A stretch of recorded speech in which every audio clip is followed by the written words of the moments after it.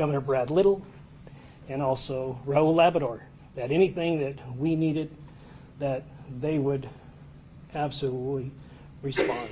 So we had a lot of assets that came into that command post. And then we had a briefing about 6:30, about 18:30 hours at the command post. And in that briefing, we kind of gave an update to the agencies that this is still an active shooter, and that as soon as this individual could be neutralized, that he should be neutralized and the threat should be eliminated as quickly as possible. At approximately 1940 hours, we did have information that let me back up just a second. We had a cell phone activation that was in the same spot since about 3:16, and that it was in the same area, and we honed in on that cell phone, and we saw that there was a male, appeared to be deceased, with a weapon nearby. So we have currently one dead shooter. Based on the preliminary investigation that was being conducted, keep in mind we had a fire that was rapidly it was approaching the body, so we had to scoop up that body, and we had to transport that body to a different location. But based on the preliminary information, we believe that is the only shooter that was on that mountain at that time. So there is no threat to the community at this time. Based on the trajectory and based on the type of weapons that this individual had that we could recover, we believe only the one shooter. We did lose a Coeur d'Alene firefighter, and we did lose a firefighter from the Kootenai County Fire and Rescue. We have another firefighter that just came out of surgery from the Coeur d'Alene Police Department. I'm sorry, from the Coeur d'Alene Fire Department, right? Is that true? Okay. He just came out of surgery. He is fighting for his life, but he's in stable condition. So we knew that our resources were exhausted, that if this were to prolong into a 24 or 48-hour operation, we would need additional helicopters. We had 2 helicopters that were up, and we had snipers in them. So if they had an opportunity to take a shot, then we wanted them to take that shot. We wanted to neutralize that threat. And Chief, is there anything that you'd like to say, or you want to take questions? Take questions. Okay. Right now, like I said, this information is very, very preliminary, and if you have a questions, just ask who you'd like that question directed to, and we'll try to answer it. Alex, the spokesman review. This is just for the fire personnel. Are you able to share anything about these firefighters? If they, just anything about them at all, and their identities, what the fire department is doing right now to assist the rest of their brothers who lost these guys, or is there anything at all you can give us? We are not going to name the firefighters at this time, and there was a procession from Kootenai Health to the Spokane Coroner's office, but their families will need support. Hayden Brown, Crim 2 News. You mentioned 3 firefighters that had been shot. Was there any other first responders or personnel that were injured during this operation? No. As of right now, those are the only 3 that we have. We believe that everybody is off the mountain, so any civilians that were hiking during that time, we believe it's likely, had they been injured, they would have came forward. So. There was a belief at some point that there could have potentially have been a second shooter. I know that you're still early, but you have been able to essentially eliminate that thought process. Yeah, we believe, based on the information that we've been able to collect, that we believe that there was only one shooter. And we based it on the weapons that we found at the scene, the type of injuries that were incurred by that weapon. So as of right now, from a very preliminary determination, we believe that there was only the one shooter. And I know it's early, but do we have any sort of background on this person? No. Any motive? Nope. Black shirt. Aaron from Range Media. Do we know if the person, you just said we don't have any background on, do we know if he's possibly like from here, or did he move here and you don't know the identity? We need to wait until a positive identification is made. So Thank you. the gentleman is. Did the suspect shoot himself? Do we know that? We don't know at this point in time. So the coroner's office will conduct their investigation, and so as of right now, we don't know. Eliza Billingham, Spokane Public Radio. Are you able to give any insight on if you think there was a connection between the fire and the shooter? We do believe that the suspect started the fire, and we do believe that it was an ambush, and it was intentional. And yeah, we do believe that he started it, and it was totally intentional what he did. In the back there on the tan. Did he make the 911 call? There was a gentleman that made the 911 call. He did not identify himself as the shooter. So as of right now, we don't believe that he's the one that made the 911 call. But, you know, that could change, because many times people don't use their real names and what have you. So Any description of the suspect? no, not at this time. No. Gentleman in the red hat. Brian Neal, KXOY. Does the fire present any problems with you as you're trying to collect evidence? Oh, absolutely. Yeah, we scooped up that body, and as far as the preservation of the scene, you know, it's not perfect in this particular situation, but it's something that had to be done. So you have to evaluate each particular circumstance, and at this time, we felt like since the fire was approaching, we needed to scoop up that body, and it's contained, so there are law enforcement personnel that are up there, and we will conduct the investigation, continue it tomorrow morning. Crews will be there all night. So yeah, it's compromised, sure, but we had to do what we had to do to preserve the body. So What was the weapon? we're not, like I said, we don't know if there's more weapons up there that he had. There is a belief that he ran and shot. So we don't know what we might be collecting once the fire threat diminishes. The gentleman in the black shirt? Are other federal agencies still involved? Oh, absolutely, yeah. We, you know, on a large operation like this, if we had to fuel helicopters, and there are some helicopters that had some really good technology that were able to pinpoint where that cell phone activity was. So yeah, there was our federal partners assisted us in this situation. 100% they did. What location were we dealing with? Did you find the suspect? Not too far from the original call for service. Yeah, not too far. Anybody I haven't called on?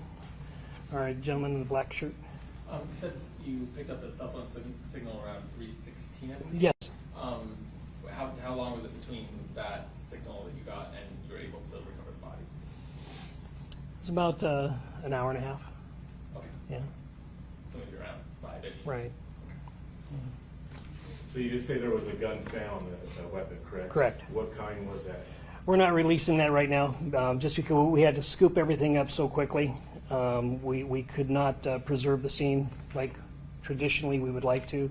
So we believe that there's a likelihood that when we are able to enter the scene again tomorrow without the threat of fire, that we'll find other weapons that were placed. So this was a total ambush. These firefighters did not have a chance.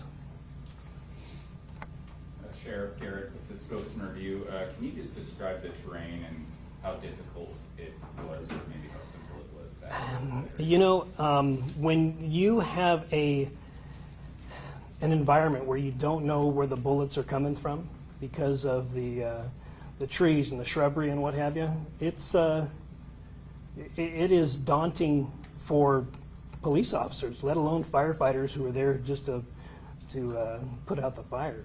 So it's very, very difficult.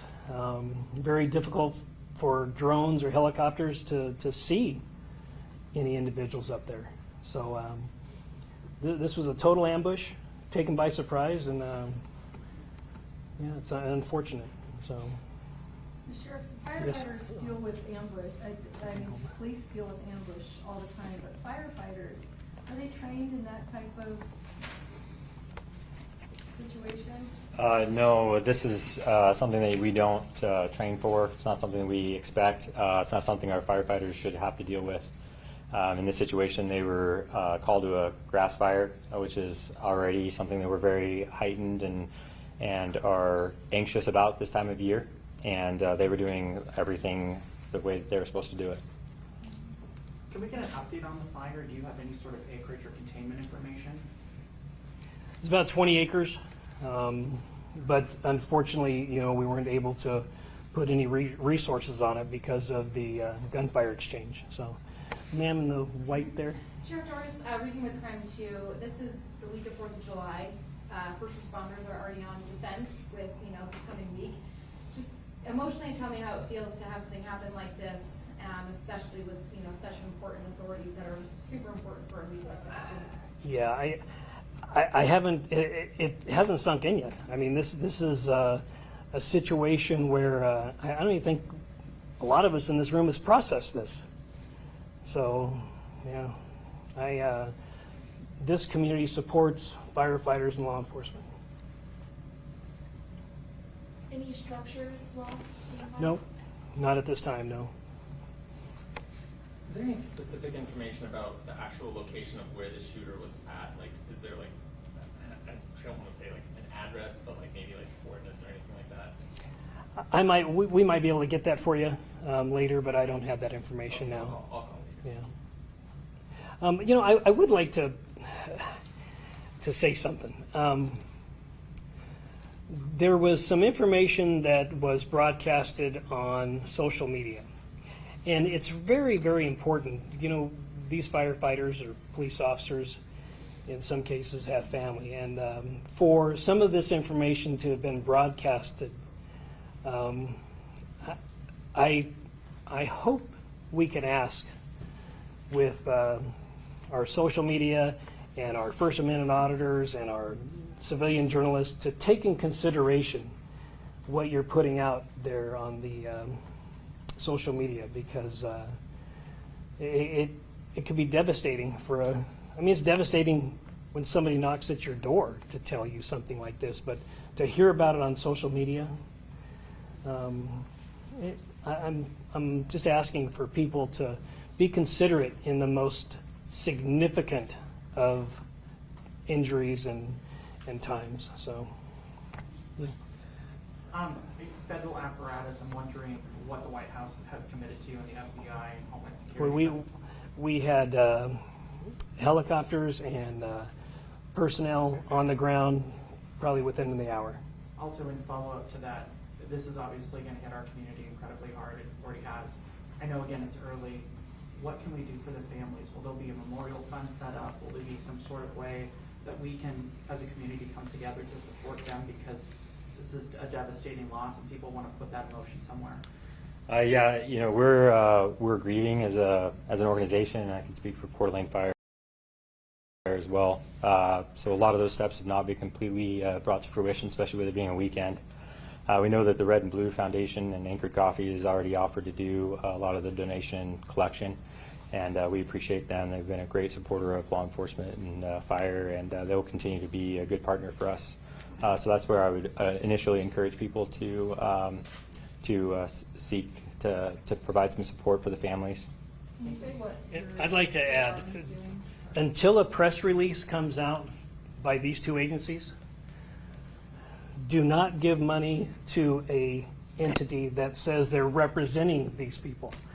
They will put out a press release with the information, whether it's going to be an account at a bank or an account at another entity, but we will likely have some people that will try to scam based on this tragedy. So do not give money to any entity until a press release is released. Is that fair to say?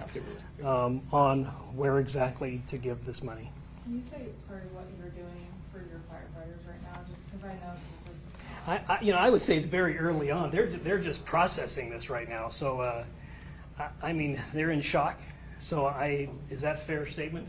Yeah, absolutely. Yeah, I would say let's give it a day or two, and We have mobilized peer support groups from all over the region for our people, and so that is something that we've already put into place, but like Sheriff has said, we don't know exactly all the extent of what we're going to need to do for our people just yet. I did get information that some Black Hawk helicopters were also committed in the event that we needed to go. The Idaho National Guard was prepared to provide a Black Hawk should we need one. So, let's go here. To your knowledge, is there any special significance to either June 29th or to the mountain that has happened? No. Nope. Is there any information you have on when the firefighters were shot at to begin with? Was it when they were actively fighting, or was it Well, when they first arrived? at approximately 1,400 hours. Okay. Yeah. Is there a potential for this situation to shift policy or add policies to the fire department in any way? I know you guys are yeah, really early. So, Yeah. as a rule, what's predictable is preventable. In this situation, I'm just not sure how it could have possibly been predicted. So it's really hard to policy that out, but we will be doing a complete review. You can anticipate or expect some of these things to occur in a urban setting. You can. I've seen it myself. However, in a rural setting, this is very, very, very rare in a rural setting. I mean, I've never seen it.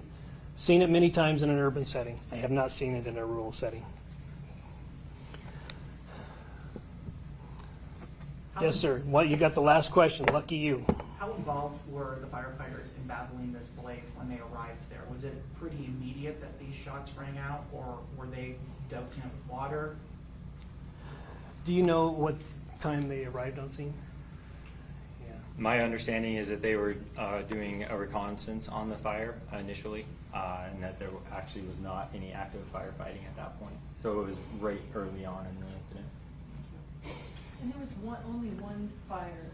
I know that there was, misinformation out there that there were multiple fires started, but there was just the one fire. Correct. So for the CUNY County Fires, can you spell your name for me? I'm so sorry. My last name is Holley, Holley. The Idaho State Police is handling the officer-involved shooting aspect of this investigation. And I'll if you have any questions to them, or our commissioner, the chairman of the board, Bruce Matari, you can, or if you'd like to say anything. Okay.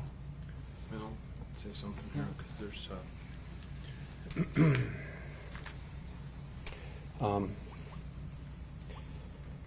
my name's Bruce Matari.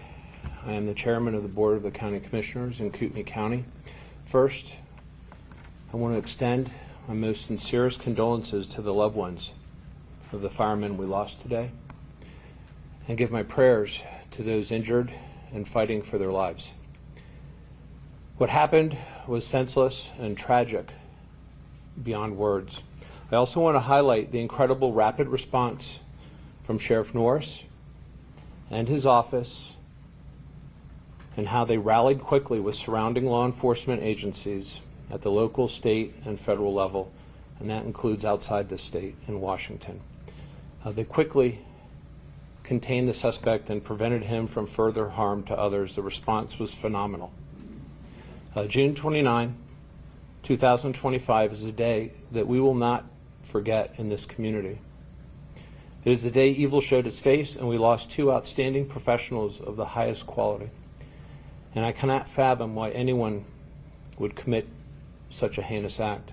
This kind of senseless violence is unheard of here, as the sheriff had mentioned. This is not who we are as a community. And when you hear how others portray the people who live here on the news, it's not true. What happened here decades ago is not reflective of the fine people who live here today. And I want everyone to know that this is a wonderful place to live, to raise your family, and visit. It is a place that is comprised of caring and considerate people who look out for each other. And we, this community, will look out for those who are grieving from this tragic loss of their loved ones today. And I ask that the people watching allow time for this community to heal from this unbelievable loss.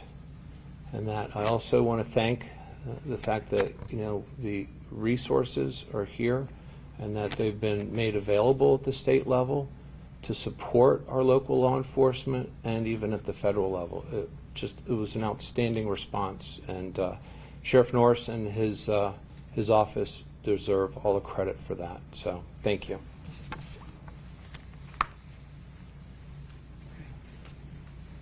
You look like you have one more I have question. one more, All right. yeah. You said Washington and Idaho, of course, responded, but I thought I saw mutual aid license plates for Montana. Can you comment at all about if Montana delivered any mutual aid? I believe Montana was on scene also, yes. Thank you. Okay. Sorry, just real quick, are there any evacuations planned for the fire? At this time, no. But I encourage you, if you haven't signed up for Kootenai Alerts, to make sure that we sign up for Kootenai Alerts. And that is the best way. We did send out an alert for people to shelter in place at this time if you're in that impacted area. So Kootenai Alerts is a great way to stay informed. Okay, thank you.